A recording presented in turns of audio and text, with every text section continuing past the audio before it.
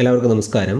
വിശാഖം നാളിൽ ജനിച്ചവരുടെ കർമ്മഫലങ്ങളെക്കുറിച്ചും അവർക്ക് നന്മയും തിന്മയും ചെയ്യുന്ന നാളുകൾ ഏതൊക്കെയാണ് എന്നും ദോഷഫലങ്ങൾ അനുഭവിക്കുന്ന വിശാഖം നാളുകാർ ചെയ്യേണ്ട പരിഹാരങ്ങളെക്കുറിച്ചും നോക്കാം.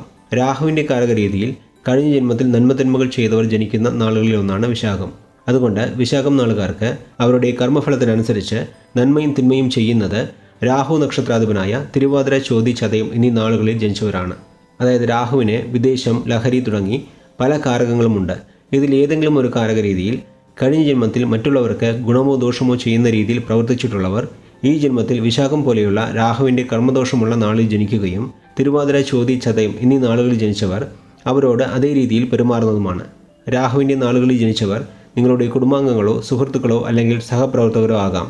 ഇവരിൽ ചിലർ നിങ്ങളുടെ മനസ്സിനെ സങ്കടപ്പെടുത്തുന്ന കാര്യങ്ങൾ ചെയ്യുന്നവരും ചിലർ ജീവിതത്തിൽ നിങ്ങൾ കഷ്ടപ്പെടുന്ന സമയത്ത് ഉപകാരം ചെയ്യുന്നവരുമായതിനാൽ ഇവരെ പൂർണ്ണമായി അവഗണിക്കാൻ നിങ്ങൾക്ക് സാധിക്കുകയില്ല. അതുകൊണ്ട് ഈ നാളുകളിൽ ജനിച്ചവർ നിങ്ങൾക്ക് അനുകൂലമായാണോ പ്രതികൂലമായാണോ പ്രവർത്തിക്കുന്നത് എന്ന് അവരുടെ പ്രവൃത്തികളെ നിരീക്ഷിച്ച് മനസ്സിലാക്കി മുന്നോട്ട് പോയാൽ പല പ്രശ്നങ്ങളെയും ഒഴിവാക്കാൻ സാധിക്കുന്നതാണ്. വിശാഖം നാൾ ജനിച്ചവരുടെ ജാതകത്തിൽ രാഹു മോശം സ്ഥിതിയിലാണ് നിൽക്കുന്നത് എങ്കിൽ ലഹരിക്ക് അടിമയായി ജീവിക്കേണ്ട അവസ്ഥയുണ്ടാവുക, ശ്വാസകോശ സംബന്ധമായ അസുഖങ്ങൾ വരിക, അലർജി മൂലം പ്രശ്നങ്ങൾ ഉണ്ടാവുക, ഇതുപോലെയുള്ള നിരവധി പ്രശ്നങ്ങൾ നേരിടേണ്ടി വരുന്നതാണ്. ഇതുപോലെയുള്ള ദോഷഫലങ്ങൾ കുറയാനായി എല്ലാ മാസവും കറുത്തവാവിന് കാക്കയ്ക്ക് ചോറ് കൊടുക്കുന്നതും കർക്കിടക മാസത്തിലെ കറുത്തവാവിന് പിതൃക്കൾക്ക് തർപ്പണം ചെയ്യുന്നതും വിദേശത്ത് ജോലിക്ക് ശ്രമിക്കുന്നവർക്ക് നിങ്ങളാൽ കഴിയുന്ന സഹായങ്ങൾ ചെയ്യുന്നത് പോലെയുള്ള കാര്യങ്ങൾ ചെയ്താൽ നിങ്ങളുടെ ദോഷഫലങ്ങൾ വളരെയധികം കുറയുന്നതാണ് എന്ന് പറഞ്ഞുകൊണ്ട് വിശാഖം നാൾ ജനിച്ചവരുടെ കർമ്മഫലങ്ങളെക്കുറിച്ചുള്ള ഈ വീഡിയോ ഇവിടെ നിർത്തുന്നു. അടുത്ത വീഡിയോയിൽ കാണുന്നതുവരെ എല്ലാവർക്കും നന്ദി, നമസ്കാരം.